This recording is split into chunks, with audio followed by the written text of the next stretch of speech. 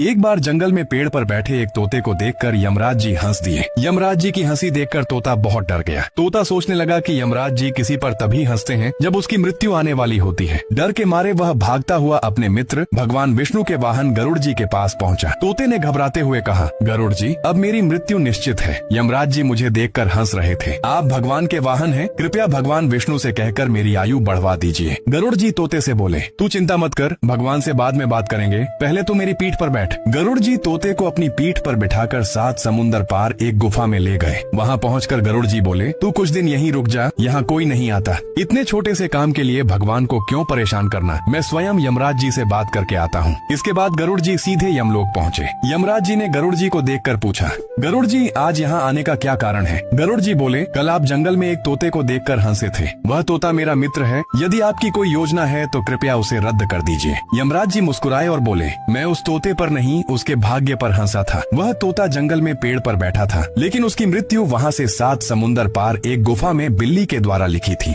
मैं यह सोचकर हंस रहा था कि यह तोता वहाँ पहुँचेगा कैसे। इतने में एक यमदूत वहाँ आया और उस तोते की आत्मा को यमराज जी के सामने प्रस्तुत कर दिया। तब गरुड़ जी समझ गए कि भाग्य में जो लिखा है वह होकर रहता है। इसलिए कहते हैं, भाग्य की चिंता छोड़कर केवल अपने कर्म करते रहो। कमेंट में जय श्री हरि विष्णु जरूर लिखें।